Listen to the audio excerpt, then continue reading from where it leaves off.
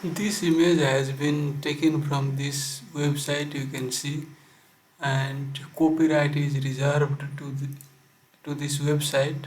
I am displaying this image just for educational purpose only. तो इस ECG में क्या abnormality दिख रही है आपको? वैसे if you look, these QRS look wide, right? देखिए इधर नोचिंग है, इधर भी नोचिंग है भाई। और QRS कितनी वाइड है? 3 स्मॉल बॉक्स अप्रोक्सीमेटली, 1 2 3, 3 है इतना। इधर भी देखो, 1 2 3, 3.5 और 4 यू कैन से, लेकिन 4 से कम ही है, 4 से ज़्यादा नहीं गई है, राइट। सब QRS वाइड है और रेगुलर है कि नहीं है देखो तो भाई। इधर इधर रेगुलर नहीं दिख रही है, देखो ये कितनी होगी, 5 5 6 7 8 9, 9 है। यहाँ पर देखो भाई 5 10 12 हो गई। यहाँ पर देखेंगे तो 5 4 9 है। यहाँ पर 5 10 15 16 17 है, तो रेगुलर भी नहीं है भाई। और पी वेव दिख रही है आपको? पी वेव उतना क्लियर मुझे नहीं दिख रही है यहाँ पर, राइट। पी वेव क्लियर नहीं है। उसके बाद इरेगुलर है, पी वेव दिख नहीं रही है, वाइड QRS है और रेट कितना है, लगभग 300 150 भी है, लेकिन ये सब इरेगुलर है क्या? यहाँ पर देखेंगे तो 300 150 100, जबकि यहाँ पर देखेंगे तो कितना है, 300 150 उतना है, तो इरेगुलर है। तो इसका रेट आपको कैलकुलेट करना पड़ेगा। तो इसमें आपको पूरा QRS गिनना पड़ेगा और उसको मल्टीप्लाई करना पड़ेगा 6 से, तब आप 1 मिनट में कितना रेट है वो पता लगा सकते हैं, राइट। क्योंकि ये रिदम आपकी 10 सेकेंड को रिप्रेजेंट करती है, तो 10 सेकेंड में कितना बीट आ रही है उससे 6 मल्टीप्लाई करेंगे तो आपको 60 सेकेंड में कितना बीट है वो दिखा देगी। तो डेफिनेटली हायर बीट है, वो ऐसे ही दिख रहा है, कैलकुलेट नहीं हम करेंगे, टैकीकार्डिया जैसे दिख रही है। उसके बाद 1 AVF में देखते हैं तो क्या है, लेफ्ट एक्सिस डेविएशन दिख रहा है। 3 में भी निगेटिव साइड में डिफ्लेक्शन हुई है, 3 में निगेटिव साइड में है, मैंने पूछी लेफ्ट एक्सिस डेविएशन जैसी है। 2 में पॉजिटिव है, 2 positive 1 positive and AVF negative.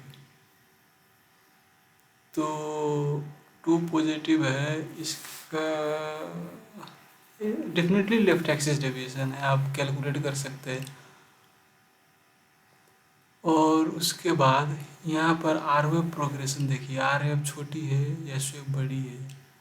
यहाँ पर नॉर्मली क्या हो जाती है कि नॉर्मल आर वेव प्रोग्रेशन में ऊपर का एम्पलीट्यूड नीचे का एम्पलीट्यूड वोल्टेज बराबर होती है, लेकिन इसमें वैसा नहीं है। तो आप कह सकते हैं उतना अच्छा आर वेव प्रोग्रेशन नहीं है, लेकिन कुछ अच्छा तो है, लेकिन उतना ख़राब भी नहीं है, राइट। तो आपकी डायग्नोसिस क्या हुई? यहाँ पर आप देख सकते हैं स्लरिंग ऑफ एस वेव है, यहाँ पर नोचिंग है, राइट। यहाँ पर भी नोच है, यहाँ पर भी नोच है, नोच है, इधर भी स्लरिंग है। तो ये लेफ्ट बंडल ब्रांच ब्लॉक जैसी दिख रही है, क्योंकि नॉर्मली हमें क्यू वेव दिखती है V6 V5 लीड में, नस ड्यू टू सेप्टल डिपोलराइजेशन यहाँ पर नहीं है, तो वो पॉइंट फेवर करती है। नॉर्मली हमारा आर वेव प्रोग्रेशन में ऊपर का वोल्टेज नीचे का वोल्टेज बराबर होता है लगभग, लेकिन इसमें आपके नीचे की वोल्टेज नेगेटिव वोल्टेज ज़्यादा है, तो ये भी फेवर करती है कि लेफ्ट बंडल ब्रांच ब्लॉक है। उसके बाद लेफ्ट एक्सिस डेविएशन है, ये स्लर्ड एस वेव है, इधर का वाइड QRS है, राइट, 3 स्मॉल बॉक्स। तो ये सब फेवर कर रही है लेफ्ट बंडल ब्रांच ब्लॉक। और पी वेव नहीं है, राइट, इरेगुलर रिदम है, तो ये कह रही है एट्रियल फिब्रिलेशन है। तो एट्रियल फिब्रिलेशन भी है और लेफ्ट ब्रांच ब्लॉक भी है। और ये वेंट्रिकुलर टैकीकार्डिया जैसे क्यों नहीं है जानते हैं आप? वेंट्रिकुलर टैकीकार्डिया में आपको ये 3 स्मॉल बॉक्स नहीं होगी, 4 स्मॉल बॉक्स से ज़्यादा होती है ये विड्थ। क्योंकि वो बीट सब वेंट्रिकल से आती रहती है। क्या वेंट्रिकल से जो बीट ओरिजिनेट होती है ना, वो आप सब जानते ही होंगे कि वो current ventricular myocyte to myocyte conduct करती है, इसलिए वो बहुत स्लो करंट होती है। इधर का तो एक तो बंडल ब्रांच खराब है, डैमेज है, लेकिन राइट बंडल ब्रांच तो ठीक है। तो एक तो बंडल ब्रांच तो काम कर रही है, उसकी पुरकिंजे फाइबर काम कर रही है, तो इसलिए इसकी विड्थ उतना ज़्यादा ही नहीं होती है। लेकिन वेंट्रिकल से जो करंट ओरिजिनेट करती है उसको तो ना एक भी बंडल ब्रांच मिल रही है, ना कि पुरकिंजा फाइबर मिल रही है। वो तो उसको तो पूरा ventricular myocyte to ventricular myocyte travel करनी पड़ेगी, तो इसलिए लेट लगेगी तो क्यूआरएस विड्थ 4 स्मॉल बॉक्स से ज़्यादा होती है, राइट।